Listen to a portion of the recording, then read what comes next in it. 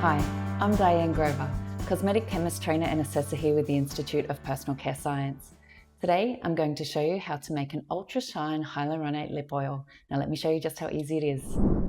Today we are making this Ultra Shine Hydrating Lip Oil, which has a lipid-soluble sodium hyaluronate, which makes it possible to add sodium hyaluronate into our oily formulas.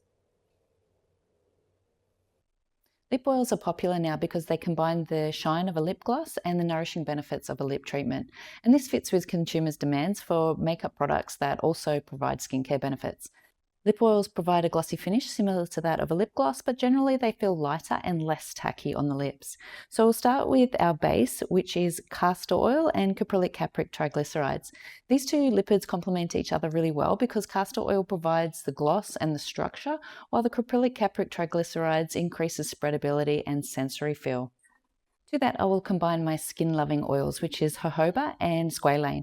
Both of these lipids closely mimic the skin's natural lipids, providing lightweight emolliency and contribute to conditioning softness and a premium skin feel. For consistency, I'm adding some beeswax and hydrogenated vegetable oil.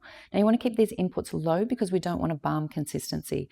We add the beeswax to improve adhesion to the lips and reduce oil migration. We want the oil to stay put once it's applied to the lips.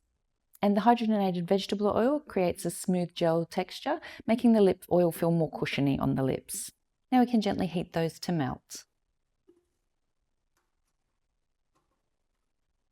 While that's heating, I'm going to grind together some mica and a touch of russet iron oxide for the colour.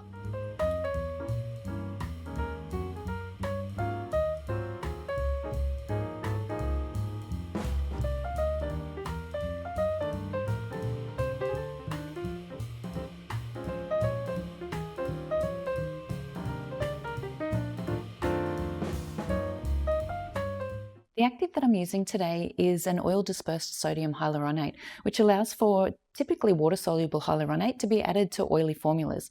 Sodium hyaluronate provides long-lasting hydration to the lips, which in turn makes the lips appear smoother and more plump.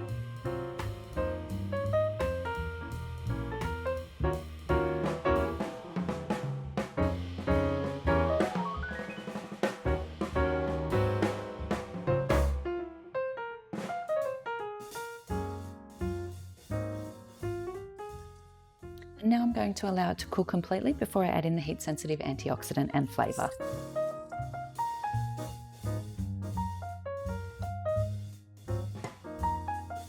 Now that my lip oil has cooled to below 40 degrees, I can add in the antioxidant to protect the plant lipids in this formula.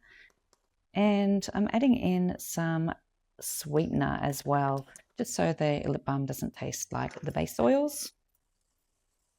You can also add in other flavorings to this as well. You can add in watermelon or strawberry flavoring on top of the sweetener. I'm just making mine sweet so it doesn't taste like base. Make sure that you're using lip-safe sweeteners and flavorings when you're formulating your lip products. Then we're going to allow that to cool completely before we pour it off. So once you've allowed it to cool completely, give it a little stir. And then we have this beautiful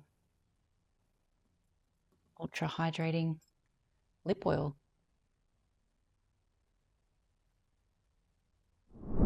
See, and that's how easy it is to make an Ultra Shine Hyaluronate Lip Oil. If you like today's formula, give it a thumbs up. If you have any questions or comments, please leave them below. Don't forget to subscribe to receive notifications on videos just like this, and email us at info@personalcarescience.com.au for all our free formulas. Happy formulating!